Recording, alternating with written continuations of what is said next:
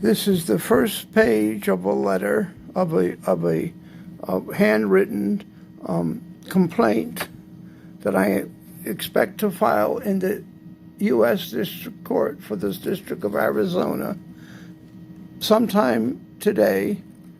No matter whatever else happens, this will be filed because we're going to do deposition. I'm suing Dr. Michael J. Santiago, MD, and the Mayo Clinic Hospital in 577 East Mayo Boulevard, Phoenix, Arizona. I hope we're doing it under diversity of citizenship. I'm pro se. It'll be for $200,000 or more. The defendants did violate the American Disability Act by not providing the plaintiff, Richard Paul Hobbs, that's me, Right Reverend Richard Paul Hobbs, with reasonable accommodations and acting in such a way as to cause physical harm and irreparable harm to the plaintiff. The plaintiff is starting this suit because while the defendants have the plaintiff in, it's now it was when I wrote this 8:45 p.m. Sunday night, April 19th, 2020. Now it's April 20th, Monday morning at 7:35,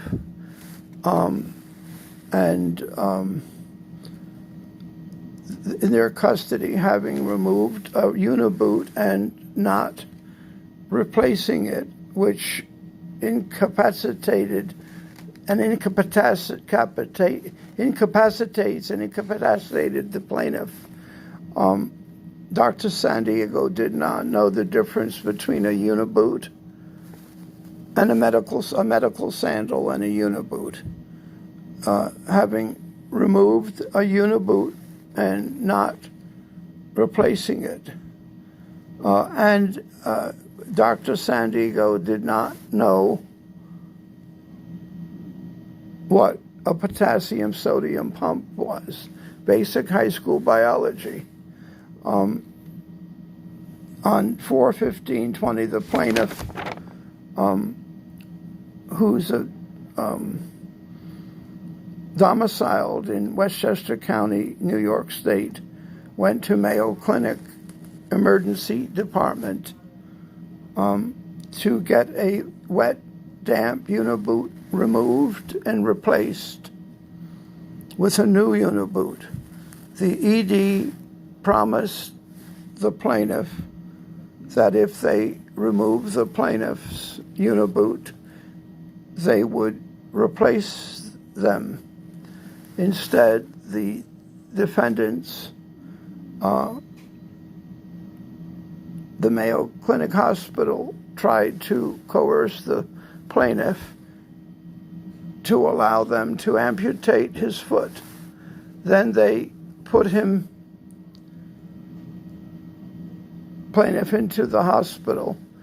Patients have a legal right to participate in their health care, to be informed and get in writing the info so they can understand this. The plaintiff has certain unique dietary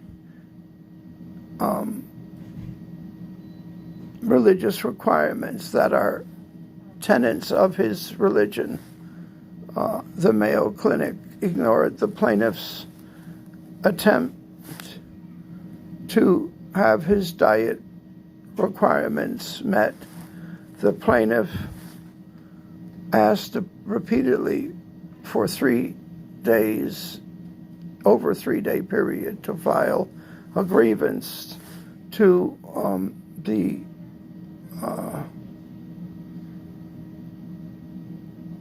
the doctors and nurses, but no one at Mayo Clinic, none of the defendants or their employees did anything. They did nothing in response. On Friday, they began prepping plaintiff to do a bone marrow biopsy. Then at 1 p.m. they told plaintiff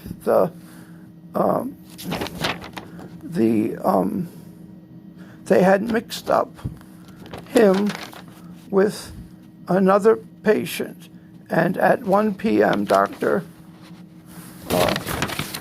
Santiago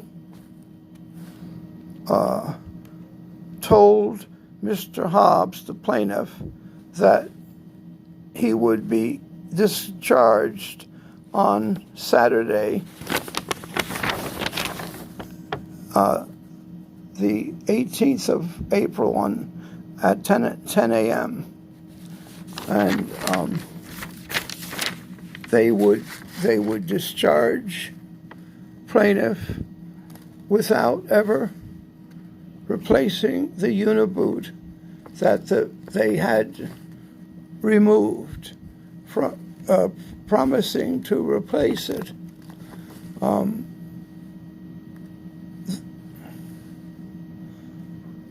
That promise was made by a doctor in the ED, and then she said that once the plaintiff was put in a room, which was put in room E66, the ED would no longer replace the uniboot. Background: the background. The plaintiff had a long recovery from foot wounds, which were almost healed when he left New York in January to seek a new place to live while doing itinerant work as an evangelistic preacher for the church and Yaw's church, which he is the bishop of and the founder of.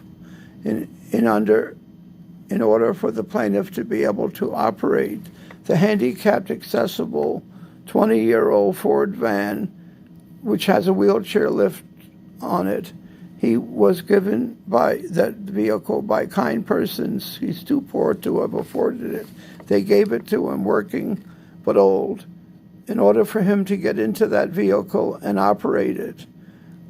His legs and feet must be properly wrapped in a uniboot suited to his needs, which certain podiatrists, most of them, and certain wound care specialists only would understand how to make in conjunction with the plaintiff's needs. Dr. San Diego didn't understand the difference between a uniboot and a medical sandal. And when the plaintiff tried to show that to him on his cell phone, the doctor refused to even have any discussion with the plaintiff. The doctors have never, ever informed the plaintiff about anything they were doing in written form, though they were asked to do that. And the federal judge can open any medical dictionary, encyclopedia, or on their phone see and learn what a uniboot is, which was invented in 1896 by a Paul Gerson Una. His last name was Unna. I think it's pronounced Una. So you'd put an AN in front of it instead of an A. They are named after him. Dr. San Diego, here the attending physician, intended to discharge the plaintiff without having any uniboot put on his legs. Dr. Santiago pointed to medical sandals and thought they were uniboots. Dr. Santiago would not look at plaintiff's cell phone to see or learn what uniboots are and how it would be how it would irreparably harm plaintiff physically to be discharged without a proper uniboot from being put on both of the plaintiff's feet. The hospital also delivered a meal to the plaintiff on Friday. That's in parentheses. That was a meal for another patient. the hospital and Dr. San Diego each acted unprofessionally and are insisting on discharging plaintiff without uniboots. The plaintiff would be stranded in the parking lot, unable to operate his vehicle anywhere. There's 10 pages here. Finally today, since Wednesday every day, I've asked to talk to people in the administration, supervisors. I've asked for be able to have a written grievance, because if they don't allow me to do that, if I'm held like a prisoner here, kidnapped, which is what they've done, when I leave, I can't and go to the federal courthouse. It's likely the federal judge is just going to tell me that I didn't follow the right procedures, and then it's going to make this thing moot. But I am indigent. I'm incapacitated. If I get put out of here on the sidewalk in my wheelchair, and I cannot physically get into the operating seat of the vehicle, and if by having the bandages that I have on me now, which are not right, is going to cause me to cut holes in my feet by pressing the gas and the brake, and if I have no place established to go to get to have uniboots put on me, that won't happen unless I have an appointment in a place that knows how to do it, and they do it properly.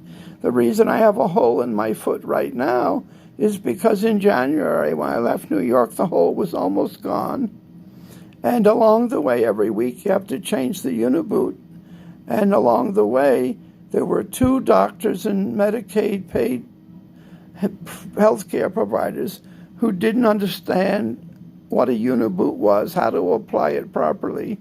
And that's what caused this huge gash on my foot. You can see it by looking at the other videos in this channel on YouTube. I don't know however else to document all this.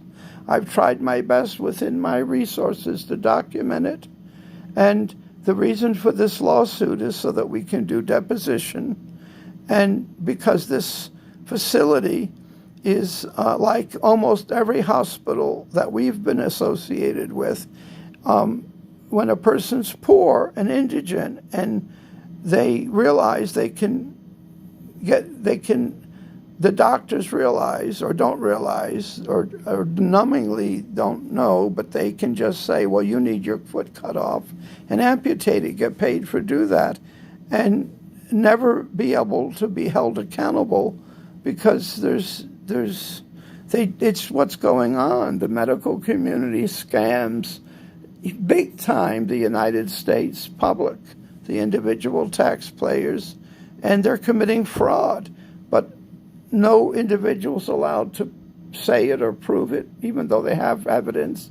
The courts are not letting that information become heard in the court and known and proven and shown.